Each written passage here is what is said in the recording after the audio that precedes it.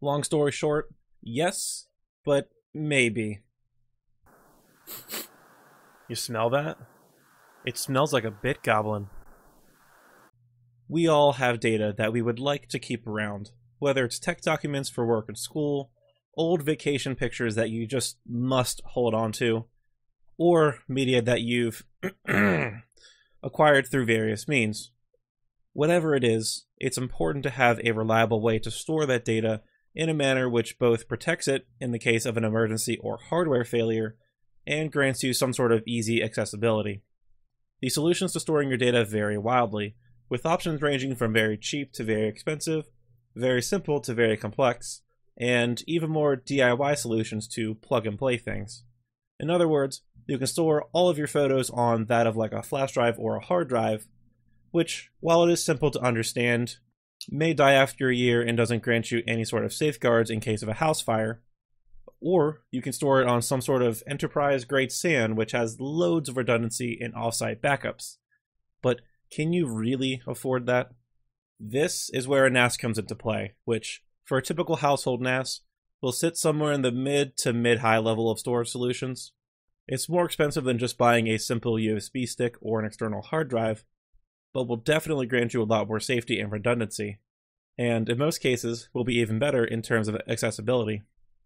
Before we get into the specifics, let's go over what a NAS is. NAS stands for Network Attached Storage, and simply just refers to a storage device that you connect to, per its name, over the network. You may have actually seen this in your schools if they gave you some sort of home drive that would follow you around whenever you logged into one of the computers. There are also other technologies at play here, like Active Directory, that would automatically map those network drives, but that's beside the point. In context, a NAS usually refers to a machine that is specifically built to share its storage in a reliable and, hopefully, secure manner. Hardware-wise, these will virtually always have multiple disks working together in what's known as a RAID array, RAID standing for Redundant Array of Independent Disks, which grants you the ability to pull together the disks for a singular large storage device that also has redundancy in case a drive dies. As for software, these will run any sort of number of OS from Linux, Windows, one of the BSDs, etc., and will share the storage over the network using a service like NFS or SMB, which, if you've used Windows File Share before, you may already be familiar with SMB. There are also various other pieces of software that can be used alongside the file sharing service to do things like access control, handling user storage quotas, and the like, but that will depend on the OS. So that's all good and dandy, but why should you buy a NAS? Well, first and foremost, if you're running a business, whether you're a music producer that records, mixes, and masters songs for artists, or you're a YouTuber that makes videos, you really need to have a NAS and a proper data management scheme that will reliably house your data and protect it in the event of a hardware failure and/or user error. The cost of even a $1,000 NAS and maybe another $10 a month for a cloud backup service like Backblaze or Google Drive for offsite backups is realistically nothing in comparison to the potential lost income and clout that can happen if you lose a client's data and need to either delay a project or, even worse, restart a project from scratch. There are plenty of resources available to help you get a proper backup scheme in place, and keep in mind the general rule of thumb for backups is a 3-2-1 scheme, which means 3 copies of data, 2 different types of media, and 1 offsite copy. And trust me, it's worth the effort and money. Now, if you're a home user without business critical data, you'll want a NAS for a couple of main reasons. First reason being the redundant storage, assuming you're not just running a NAS with a single drive. This allows you to potentially lose a drive, or more depending on your setup, and not experience any sort of data loss. And don't kid yourself, hard drives will die at some point. They have a 100% failure rate over their lifetime, and whether it's 3 or 5 years or even 1 month, they will die. The second reason is that offloading your storage to a server allows you to easily access your data from multiple devices. FreeNAS, by the way, I say FreeNAS a lot in this video, but IX Systems, the company that develops and sells FreeNAS, actually changed the name of FreeNAS to TrueNAS Core, so do with that as you will. Synology, whatever you use, will have some way for you to create a file share that you can then access from your gaming desktop, The laptop that you take around places, your phone, and in the case of Synology, they have a web interface that allows you to download files without installing any extra software or mounting shares. This is also nice because it grants you a single repository of data that you, your spouse, your kids, and possibly even your friends can use, and not have to buy a bunch of storage devices for every single machine. There are some other cool and smaller things that you can do with a NAS, such as automatically replicating your files to a cloud service for protection in the worst of scenarios. You can also run extra services off of your NAS like a VPN or media server like Jellyfin, which you can check out in this video right here to get started with that. And assuming you keep all of your important data on the NAS, it's much easier to replace or reinstall your other systems when the time comes. You never know what's going to happen, and it's better to have your important data in a safe place. Now that we've gone over what a NAS is and why you'd want one, which should you actually buy? Thankfully, there are plenty of options when it comes to purchasing a NAS, and you first need to ask yourself if you're comfortable with building and maintaining one or not. Building a NAS is like building any old computer, but the hardware and software choices are a little bit different than what you'd typically go for when building a run-of-the-mill gaming rig, and it can be very easy to overbuy on some aspect of the hardware or misconfigure the software in a way that isn't quite so obvious, and thus be left with something that isn't quite as performant as it should be. It isn't impossible, don't get me wrong, it's actually not that hard. It will just require some research and possibly some help online.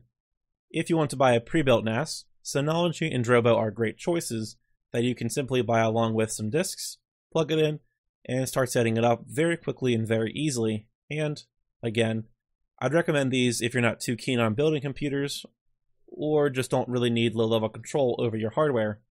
A lot of these, Synology in particular, do a really good job of providing you a really intuitive experience that can guide you through a lot of the setup, maintenance tasks like updating and setting access control lists, and even for some of the more advanced features like running a cloud service or a VPN off of your NAS. They have lots of options available depending on your needs and budget, like this 4-bay unit for $550 and this 8-bay unit for $940.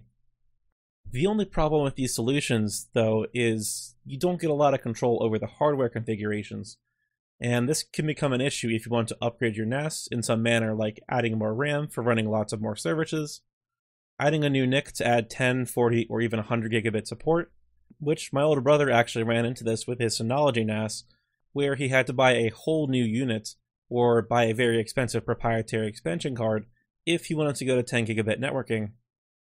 Not fun. This is where building your own NAS comes into play.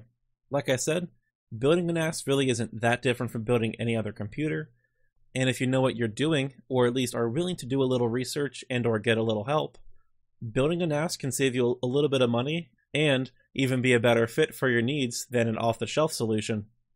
The main things to look for here are a case that supports the amount of drives you want to use, probably an HBA card to add more drive support to your motherboard. I actually reviewed one in this video right here, and a good bit of RAM if you're planning on using something like FreeNAS with the ZFS file system and want the best performance, though you can get away with lesser amounts.